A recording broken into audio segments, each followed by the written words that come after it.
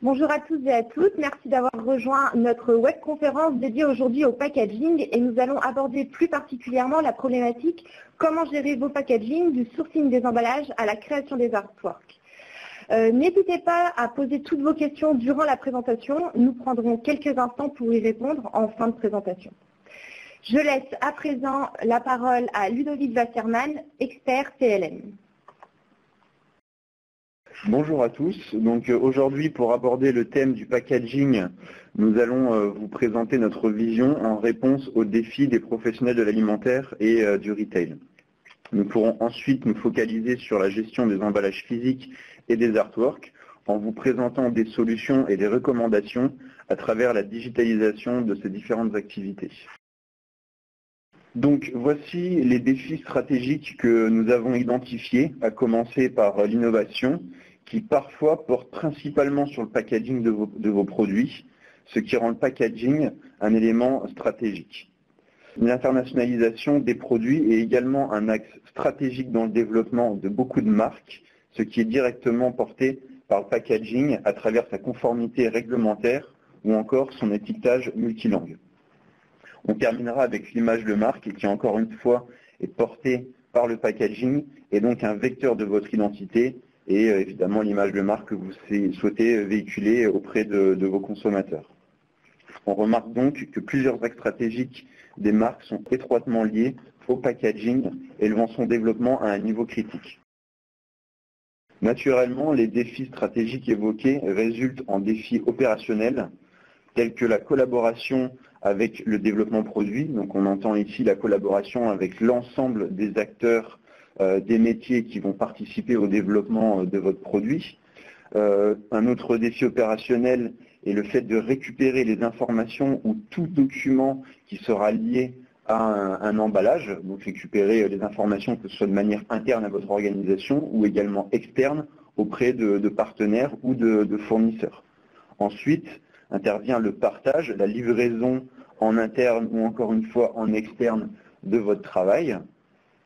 Avant-dernier point, effectuer la revue et la validation des artworks. Donc on en parlera un peu plus en détail plus tard dans la présentation, mais ça peut parfois être un travail un peu pénible et un peu long, surtout quand on a un grand nombre d'artworks à revoir, un grand nombre de variations ou de versions. On verra qu'une solution permet d'aider cette problématique. Et enfin, le suivi de l'avancement des projets et le respect des délais. Donc on peut voir ici à l'écran une frise comportant différentes activités qui rythment le cycle de vie d'un produit. La colonne vertébrale qui lie l'ensemble de ces activités et le développement, c'est bien entendu les informations et les données du produit. C'est ce qui va constituer la base de travail de chacun des métiers pour résulter en un produit fini et un packaging. Bien que cette présentation macro présente les activités de manière séquentielle, dans les faits, le processus de développement du packaging va se dérouler finalement parfois depuis le début du développement d'un produit jusqu'à la fin. Donc c'est vraiment une activité qui est concurrentielle aux autres et qui fait partie intégrante du développement produit. Et donc se reposera sur des informations qui proviennent du marketing, de la R&D et de la qualité par exemple. La vision qu'on essaye donc de pousser, de partager ici, c'est que le développement du packaging n'est pas une activité cloisonnée sur elle-même, mais doit faire partie d'une approche de développement produit global. C'est pourquoi une solution de type PLM, qui permet de gérer le cycle de vie, le cycle de développement de votre produit de manière exhaustive, est recommandée pour supporter le développement du packaging. Donc cette illustration suivante nous permet de renforcer cette recommandation et l'expliquer d'une manière un peu différente.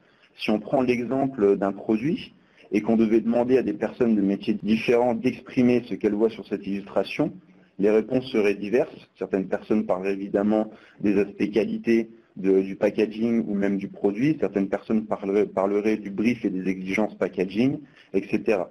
Donc les réponses seraient effectivement diverses en fonction des points de vue de chacun et des métiers que chacun exerce, parce que chacun apporte sa contribution dans le développement du rendu final et du packaging. Il est donc évident qu'il est important de fédérer l'ensemble des acteurs qui interviendront dans le développement autour d'un référentiel commun, autour de cette colonne vertébrale qui sont les données du produit. Un autre point de partage de notre vision, c'est la continuité des informations produits. Bien souvent, certaines marques vont exercer le développement de leurs produits ou de leur packaging en utilisant des outils classiques de type Excel ou Word et du coup rencontrer des discontinuités dans l'information de leurs produits. Donc, on va avoir un certain type de document par exemple qui viendra de chez le fournisseur. Sur la base de ces documents et de ces informations, une ressaisie va s'effectuer peut-être par la R&D pour formuler les produits. Ensuite vont être générées des spécifications. D'autres documents seront poussés auprès des agences packaging, etc. Donc on peut identifier plusieurs points de discontinuité où on va être sur des formats d'informations qui seront différents, des formats de documents. Ça peut engendrer des erreurs, ça peut engendrer des ressaisies, ça peut engendrer une lourdeur de traitement de l'information. Et donc la finalité, c'est une collaboration qui n'est pas forcément optimisée et des temps de traitement qui sont plus longs que ce qu'on ne le souhaiterait. Donc là encore, une vision en utilisant une solution informatique telle que le PLM par exemple, ce serait d'utiliser un référentiel commun, d'assurer une continuité des informations produits qui viennent de chez le fournisseur pour les exploiter à travers des différentes étapes de développement pour arriver jusque sur l'artwork. Donc cette information qui viendrait de chez le fournisseur serait saisie une seule fois dans la solution. D'autres informations, d'autres données qui seraient calculées ou générées par les métiers en interne sont également saisies une seule fois dans votre solution et tout ça sera réexploité tout au long du développement. Donc on va pouvoir diminuer de manière assez critique les temps de traitement et les tâches administratives. Donc premier point de recommandation concernant la gestion des emballages, c'est de centraliser les emballages. Donc ce qu'on entend par centraliser les emballages, c'est finalement dématérialiser les informations, dématérialiser la gestion des documents dans un référentiel commun et les structurer. Donc ce que ça va nous permettre d'apporter, ce genre de pratique, c'est notamment d'effacer des tâches administratives que sont la recherche de documents, qui peuvent parfois être compliquées quand on n'est pas sûr exactement où le document est, quelle est la dernière version de la vérité. Donc une solution vous permet de tracer les versions, les statuts de vos documents et de fédérer les acteurs autour d'un référentiel commun. Deuxième point de recommandation, disposer de bibliothèques de caractéristiques. Donc à partir du moment où on s'inscrit dans une approche de dématérialisation, de digitalisation, on peut s'appuyer sur des bibliothèques, sur des éléments d'une solution pour définir des briefs, pour définir les caractéristiques, les spécifications. Et l'avantage d'utiliser des bibliothèques, c'est d'éviter encore une fois de la ressaisie, d'assurer une certaine homogénéité à travers l'ensemble des spécifications et des articles d'emballage. Ensuite intervient les liaisons possibles entre des articles, des emballages, des artworks ou tout autre document nécessaire. Donc dans une organisation classique sur un ordinateur et des répertoires, il n'est pas forcément évident, voire impossible finalement, de lier de manière claire les documents entre eux, de lier un article et ses spécifications avec un artwork. En revanche, quand on gère tout ça de manière dématérialisée, à travers une solution, il est plus facile de lier des documents entre eux, de lier des spécifications dématérialisées à un artwork et de pouvoir en retracer le chemin de manière à analyser les impacts possibles. Donc une fois qu'un artwork est lié à des spécifications, on peut naviguer dans un sens ou dans l'autre et analyser les impacts possibles par une modification. Deuxième point de recommandation en ce qui concerne la gestion des emballages, c'est de maîtriser la documentation. J'ai déjà un peu abordé ce sujet sur la slide précédente. Maîtriser la documentation veut dire stocker et tracer les documents relatifs à un emballage dans une solution. Donc ça va nous permettre d'une part de gérer des statuts lorsqu'on travaille sur un document, lorsqu'il est validé ou lorsqu'il est archivé. On va pouvoir tracer de manière assez précise ce genre d'informations. On va pouvoir également gérer les versions. Donc, un artwork, par exemple, peut avoir plusieurs itérations dans son cycle de vie. C'est très simple de tracer ce genre d'informations avec une solution. Ensuite intervient la diffusion et le partage finalement de ces documents. Surtout quand vous avez plusieurs sites qui interviennent dans le développement d'un produit, et pas toujours simple de partager des documents auprès de vos collaborateurs qui sont à distance ou parfois même dans un autre pays. Quand vous avez une solution qui permet de fédérer tout ça et de facilement partager et diffuser les documents au sein d'un référentiel unique, ça simplifie la collaboration. Et le dernier point de recommandation, quand on s'inscrit dans une démarche de dématérialisation et de gestion de l'information en tant que données, on va être capable de générer automatiquement des documents de plusieurs types, de PDF, Word ou Excel, à partir des informations qui sont dans votre système. Donc on le verra par après, mais c'est particulièrement intéressant pour générer des livrables à certains jalons clés du développement de votre packaging. Donc là, il va falloir par exemple livrer des informations à l'agence qui s'occupe de faire les designs de vos packaging, ou même en interne, livrer certaines choses à vos équipes. La génération de documents va vous permettre de manière homogène, tout au long du développement, de générer ces livrables. Troisième point de recommandation sur la gestion des emballages, c'est la collaboration avec les fournisseurs. Donc je l'expliquais sur les slides précédentes. Un des objectifs dans la digitalisation de ces activités, c'est de gommer certaines tâches qui prennent du temps et qui finalement n'ont aucune valeur ajoutée. Et ici, pour la collaboration avec les fournisseurs, l'approche est exactement la même. Donc le premier point, mécaniser les appels d'offres et les demandes de spécification, ça fait exactement référence à ça. L'objectif, c'est de se libérer, de s'affranchir de toutes les tâches administratives qui prennent énormément de temps dans la préparation d'un appel d'offres, donc préparer les différents dossiers de réponse, les communiquer à vos fournisseurs, les recevoir en retour, comparer les propositions. Tout ça, ce sont des tâches qui prennent énormément de temps, qui n'ont pas forcément de valeur ajoutée pour vos équipes. Et passer par une solution vous permettra d'automatiser, de mécaniser ces tâches administratives et de pouvoir recentrer vos équipes sur les tâches à forte valeur ajoutée. Donc sur la définition par exemple de vos briefs, sur la comparaison des différentes propositions, sur la négociation avec vos fournisseurs, etc. Ensuite, la deuxième recommandation, récupérer les informations à la source. Donc, quand vous travaillez avec un portail fournisseur ou une solution qui vous permet d'automatiser ces échanges avec vos fournisseurs, vous pouvez également utiliser cette solution pour récupérer les informations, les spécifications de packaging qui viennent de chez vos fournisseurs. Donc ça fait référence à l'une des premières slides introduites plus tôt sur la continuité des informations.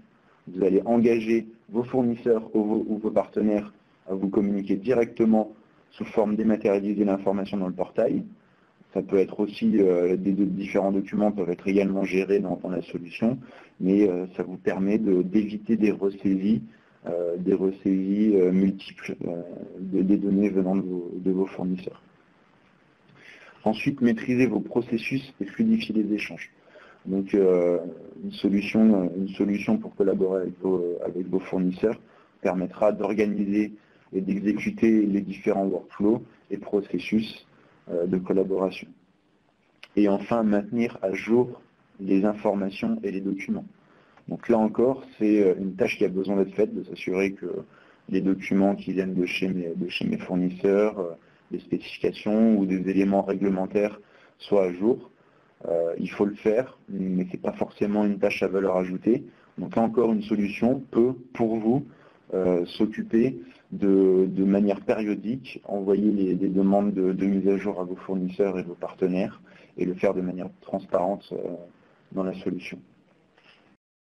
Donc premier point de recommandation sur la gestion des artworks. C'est la fluidification de la chaîne graphique. Donc ça peut intervenir en parallèle du développement du packaging ou à l'issue de la récupération des spécifications de vos fournisseurs. Mais l'objectif ici, c'est de faire en sorte que le développement de cette chaîne graphique se repose sur des étapes qui sont orchestrées, encore une fois, de manière mécanique et automatique par votre solution pour vous permettre d'avancer plus vite. Donc ça vous permet d'une part de ne pas oublier certaines tâches, ça vous permet de les orchestrer de manière automatique et efficace et d'assigner les différentes tâches aux personnes concernées, l'objectif final étant vraiment de fluidifier. Ça facilite également la coopération, la collaboration avec vos prestataires externes, et ça vous permet surtout de tracer les échanges et les différentes versions de manière très précise. Quand vous travaillez avec des échanges email, ça peut être compliqué de retracer l'ensemble des échanges, que ce soit en interne ou avec des prestataires, de retrouver une version antérieure, surtout quand vous êtes sur un grand nombre d'échanges. Donc là, la solution vous permet de manière très simple de tracer les échanges, d'avoir une visibilité sur toutes les versions, les itérations d'un artwork et de pouvoir les comparer. On verra ça par la suite. Et donc le dernier point, assurer la continuité entre le produit, l'emballage et l'artwork. Donc ça, c'est encore et toujours la continuité des spécifications, essayer d'éliminer les points de discontinuité et faire en sorte que les informations récupérées auprès des fournisseurs, les informations venant de la qualité ou de la R&D par exemple, arrivent bien au bon endroit pour la génération de mon artwork. Deuxième point de recommandation concernant la gestion des artworks, c'est en maîtriser le contenu, maîtriser la donnée, l'information qui va être apposée sur mon artwork. Donc le premier point, mettre à disposition des agences des textes réglementaires. Ce qu'on qualifie ici de textes réglementaires sont les informations réglementées qui devront être sur vos artworks. Par exemple, la liste des ingrédients qui devra, pour l'Europe, par exemple, respecter la réglementation INCO et pareil pour les informations nutritionnelles. Donc la mise à disposition, que ce soit aux agences ou en interne, si vous avez les équipes internes de design, parfois ça peut être compliqué pour les raisons que j'ai évoquées plus tôt, une question de version, s'assurer que c'est la bonne version. Si jamais une modification est faite entre-temps, s'assurer que la personne qui est en train de travailler sur le design a bien été alertée que les informations ont été mises à jour. Sous quelle forme est-ce que je vais livrer ces informations aux designers, etc. Avec une solution, ce livrable est simplifié. Donc, par exemple, la génération documentaire que j'évoquais tout à l'heure va vous permettre de générer automatiquement des livrables. Si la donnée est modifiée entre-temps, on peut alerter les personnes qui travaillent avec cette donnée qu'une mise à jour a été faite, et on s'assure toujours de travailler sur la dernière version de la vérité. La facilitation des déclinaisons de gamme produits. Donc là, quand on va développer une gamme de produits avec différentes déclinaisons, admettons, liées au parfum du produit ou alors liées au pays de destination, on va démultiplier finalement les artworks, les différents documents qui sont liés à notre packaging, à notre produit. Et encore une fois, dans un répertoire classique d'ordinateur, ça peut être assez compliqué à gérer et assez peu clair pour les utilisateurs. Or, avec une solution, ça reste relativement simple finalement d'automatiquement générer les variations de gamme, de gérer les liens entre les différents documents et de visualiser simplement les variations de notre gamme. Ensuite intervient la traduction et les variantes géographiques. Donc ça, c'est un peu lié au point que je viens d'évoquer. En fonction des variantes géographiques, on peut avoir différentes langues d'étiquetage de notre produit. Donc si on prend les ingrédients par exemple, on va devoir les traduire. Si vous utilisez une solution avec des bibliothèques de données qu'on évoquait un peu plus tôt, les valeurs multilangues peuvent être de manière standard gérées dans votre solution et vont vous permettre de générer en un clic les listes de déclaration d'ingrédients dans différentes langues. Ça marche de la même manière pour les valeurs nutritionnelles ou toute autre information qui aura été stockée de valeurs avec différentes valeurs, avec des valeurs multilangues. Pardon. Et le dernier point, maîtriser les modifications produits qui impactent les artworks. Donc là encore, c'est la continuité des informations qui vont vous permettre de maîtriser les impacts possibles sur les artworks de vos produits. Donc, dernier point de recommandation concernant la gestion des artworks, c'est la simplification des étapes de relecture. Donc, encore une fois, l'objectif en utilisant une solution, en passant au numérique, c'est de vous simplifier la vie, éliminer les tâches un peu compliquées qui vous prennent du temps, et la relecture des artworks, ça en fait partie. Quand vous avez deux versions à comparer d'un artwork et que vous avez des modifications mineures de l'un à l'autre, c'est pas toujours facile de les identifier à l'œil nu, et sans outil, ça peut être un peu compliqué. Donc si vous utilisez un outil de visualisation, ça vous permet déjà de faire des annotations de manière numérique sur l'artwork, de disposer d'outils graphiques pour mesurer les dimensions, pour mesurer les couleurs, pour faire des simulations d'impression. Et suite à toutes ces activités de revue, de mesure et d'annotation, vous pourrez comparer les différentes versions entre elles automatiquement. Un viewer va vous permettre d'aller identifier pixel par pixel les différences entre une version N et une version N+1. Dernier point de recommandation de cette présentation, c'est adopter une approche de gestion de projet, piloter votre développement de packaging comme si vous pilotiez un projet. Donc l'utilisation d'une solution, encore une fois, vous permet de faciliter ça à travers l'utilisation d'outils de planification, d'orchestration des workflows. Donc d'un point de vue macro, ça vous permet d'avoir une visibilité sur l'ensemble des développements en cours. Ça vous permet d'identifier les projets qui sont en train de prendre du retard et d'aller très rapidement solutionner les prises de retard. Ça vous permet évidemment de simplifier la collaboration, encore une fois en interne ou même en externe. Ça vous permet de maîtriser le processus global et les sous-processus de développement et évidemment de disposer d'une vision d'ensemble de votre portefeuille projet.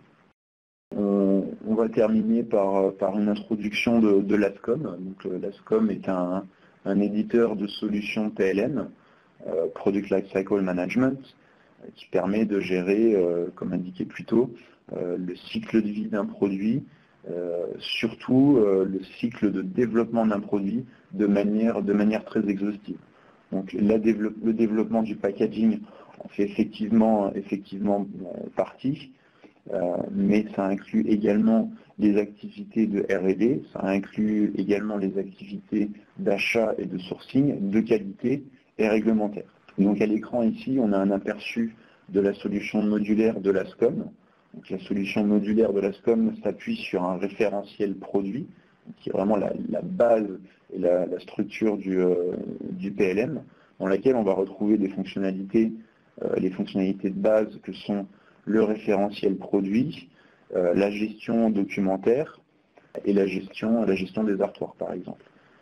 Sur ce référentiel PLM, il est possible de venir plugger différents modules métiers. Donc, vous voyez ici, on a business, R&D, achat, qualité et réglementaire, qui vont chacun d'entre eux comporter des fonctionnalités dédiées au métier pour compléter le spectre fonctionnel du PLM. Donc, le module business par exemple va vous permettre de gérer l'ensemble des activités liées au marketing, la gestion du portefeuille de votre produit, l'analyse de votre portefeuille, d'exprimer les différents briefs marketing ou les briefs produits ou packaging et de piloter le développement global de vos produits. Ensuite intervient la R&D avec des fonctionnalités principalement de formulation et de mise à disposition de librairies réglementaires. Les achats vont vous permettre de collaborer efficacement avec vos partenaires, notamment vos fournisseurs, pour gérer les appels d'offres et récupérer les spécifications produits et packaging. Ensuite intervient la qualité pour organiser et exécuter les différentes activités qualité. Et enfin la réglementation, le module de réglementation qui vous met à disposition les règles d'étiquetage par exemple, la gestion des tests réglementaires et des certifications. Un petit mot sur l'ASCOM. Donc l'ASCOM est un éditeur français de PLM basé en France, donc à Paris, avec une antenne, une filiale à San Diego en Californie pour l'opération des activités outre-Atlantique. Nous travaillons également avec un ensemble de partenaires, de revendeurs autorisés en Amérique du Nord, en Afrique du Sud et en Océanie. Merci à tous pour votre attention durant cette présentation. On vous invite maintenant à poser vos questions. Merci Ludovic pour cette présentation. Donc comme Ludovic vient de le dire, nous allons prendre une quinzaine de minutes pour répondre à vos questions. Alors, une première question, Ludovic, est-il possible de gérer la chaîne graphique sans disposer du portail fournisseur? Oui, tout à fait. On n'a pas forcément besoin du portail fournisseur pour gérer la chaîne graphique. Il est vrai que ça permet cette continuité des données dont je parlais, ça facilite la collaboration avec des prestataires externes si vous en avez, mais c'est absolument pas bloquant pour gérer la chaîne graphique. Si le portail ne fait pas partie du spectre fonctionnel de la solution, il y a d'autres moyens de récupérer les données venant de prestataires. On peut évidemment les saisir manuellement, ou alors on peut travailler sur de l'import de documents. On a différentes fonctionnalités d'import au sein de notre solution. Merci Ludovic. Le terme artwork est-il maquette ou création d'origine? J'ai envie de dire que le terme artwork fait référence aux deux, à la maquette et à la création d'origine, si je comprends bien la question. Dans notre jargon, l'artwork, on désigne par artwork le design de votre packaging, donc le rendu graphique finalement du packaging. Merci Ludovic. Quelle est votre approche vis-à-vis du fichier natif Illustrator, InDesign, notamment dans le cadre de flux de texte Data Publishing? Alors, premier élément de réponse, déjà, on est capable de gérer n'importe quel format de fichier au sein du PLM. Donc là, on n'a aucune limitation à ce niveau-là. Au niveau du viewer qui va nous permettre d'annoter et de revoir les artworks, on n'a également pas de limitation. Tous les formats vectoriels sont pris en compte, les formats Adobe sont pris en compte, PDF, etc. Pour revenir à la question, dans le cadre du flux de texte Data Publishing, je suis pas sûr de comprendre en fait la question sur le Data Publishing. Alors, une autre question, comment sont gérés les droits d'accès, options possibles, des utilisateurs internes et externes à chaque étape du processus global? Alors, premier élément, les utilisateurs font partie de profils. Donc, on va pouvoir assigner les utilisateurs à des profils auxquels sont attachés des droits d'accès aux fonctionnalités et de visibilité au contenu dans le système. Donc, admettons, un utilisateur interne R&D aura accès aux informations R&D sur, admettons, l'ensemble de votre portefeuille produit, ce qui semble assez normal. En revanche, un fournisseur qui fournit le packaging, admettons, que pour certains produits, aura évidemment accès uniquement aux propositions, au packaging qu'il vous fournit dans la solution. Il ne pourra pas voir les produits des autres fournisseurs, il ne pourra pas voir vos artworks, admettons, ou alors les spécifications de vos produits. Donc on est capable de cloisonner de manière assez précise, en fonction des profils utilisateurs, les informations qu'ils vont voir dans le référentiel et également les fonctionnalités auxquelles ils auront accès. Donc, un fournisseur, par exemple, on ne va pas lui donner des droits de suppression ou de modification avancée de manière à ce qu'il n'interfère pas trop dans votre référentiel. Pas du tout. Merci Ludovic. Alors, on a un complément d'information par rapport au data publishing. Synchroniser le texte entre PLM et le fichier natif. Ah, ok. Alors, ok, je vois de quoi il s'agit. Donc là, si je comprends bien, la demande est sur le fait on gère d'une part les informations de manière dématérialisée dans le PLM et on aimerait les publier automatiquement sur le design Illustrator. Alors là, c'est une limitation qu'on a dans le PLM. On n'est pas capable de faire ce genre de choses. On gère la donnée de manière dématérialisée. On est capable de la mettre à disposition à la personne qui va faire le design, mais on ne va pas automatiquement la pousser vers le fichier design. Merci Ludovic. Par rapport à la gestion document packaging, peut-on aussi stocker des vidéos? Oui, on peut stocker des vidéos, on n'a pas de limitation à ce niveau-là. Ça pose aucun problème. Une autre question, y a-t-il la possibilité de gérer suivant les cas de figure où on se trouve, exemple création ou modif MDD ou marque pop, des étapes différentes avec des étapes et des rôles prédéterminés? Alors, oui, c'est tout à fait possible. Donc les tâches ou les étapes, suivant comment on les appelle, qui seront exécutées, orchestrées dans le PLM, sont basées la plupart du temps, à 90%, on conseille d'utiliser des modèles. Donc c'est des modèles qui sont appelés pour lancer les tâches. Et on est capable de lier un modèle à un cas de figure. Donc ça peut être un type de produit, ça peut être par rapport à un fournisseur, peu importe en fait, on est capable de définir ces paramètres-là et faire en sorte que les étapes, les tâches qui sont déclenchées correspondent correctement au contexte de développement. Merci Ludovic. Le système est-il en plusieurs langues? Exemple, un utilisateur en France accède à la donnée en français et un imprimeur polonais accède à un système en anglais et un imprimeur allemand en allemand, etc. Oui, alors c'est une très bonne question. Alors la solution est multilangue à 2 niveaux. Donc le premier niveau, c'est l'interface de la solution qui est multilangue. C'est-à-dire l'ensemble des boutons, des noms des menus, tout ce qui constitue l'interface de la solution, on est capable de le gérer en plusieurs langues sans limitation. En standard, on livre on livre la solution en français et en anglais, et on est capable de rajouter d'autres langues au besoin. Le deuxième niveau multilangue de la solution, c'est la gestion des données. Donc ce que j'évoquais tout à l'heure, par exemple, les ingrédients. Encore une fois, on est capable de gérer le nom d'un ingrédient en plusieurs langues sans limitation. Donc sucre, par exemple, on l'aura en français, en anglais, on peut l'avoir en allemand, en italien, en polonais, et on est même capable de gérer les caractères spéciaux comme les caractères asiatiques ou les caractères russes, par exemple, enfin les lettres russes.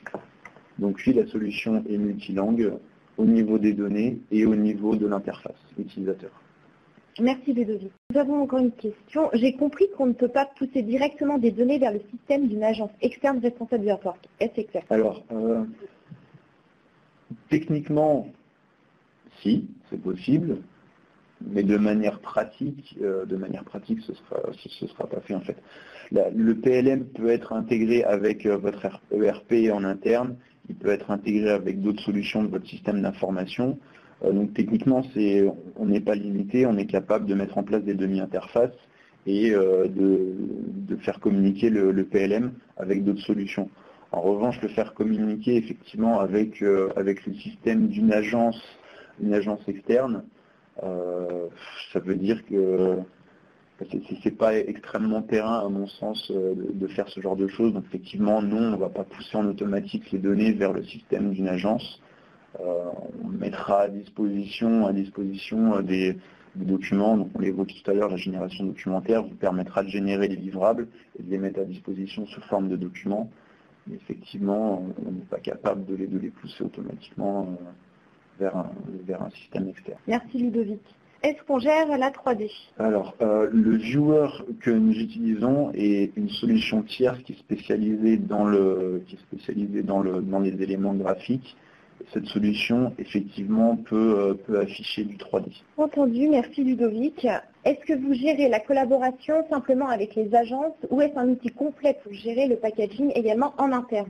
Alors, c'est les deux en fait. C'est principalement, à la base, c'est un outil pour gérer le développement en interne. Tout ce qui est collaboration avec les prestataires externes, c'est, je dirais, en plus, en quelque sorte. Le premier travail est toujours sur la structuration en interne, sur l'homogénéisation des processus internes, et la collaboration avec les prestataires intervient après. Donc les deux niveaux sont possibles. Ça peut être qu'en interne, ça peut être également avec les prestataires. Merci Ludovic. Dernière question. Existe-t-il des reportings standardisés de suivi, nombre de développements fait par type d'emballage par an, temps de développement moyen, etc. Alors, c'est une excellente question, c'est un sujet qu'on n'a pas abordé, qui est le reporting à travers d'indicateurs ou de tableaux de bord dans la solution. C'est une partie très importante pour monitorer le développement. On a la possibilité en standard de mettre à disposition des indicateurs, des KPI dans l'application pour effectivement avoir de la visibilité sur le nombre de développements qui sont faits, que ce soit par type d'emballage, que ce soit par type de produit, ce qui est évoqué dans la question, le temps de développement moyen, on est capable de faire ce genre de choses. Donc on a la possibilité de pousser quelques informations en standard, mais évidemment, on peut aussi paramétrer la solution pour que nos utilisateurs aient accès exactement à ce dont ils ont besoin. Merci Ludovic. Ceci conclut la séance de questions-réponses d'aujourd'hui. Elles ont été nombreuses, nous vous en remercions. Si nous n'avons pas répondu à toutes vos questions, n'hésitez pas à revenir vers nous. Nous vous remercions de votre participation active à notre webconférence. Bien entendu, la présentation vous sera envoyée ultérieurement.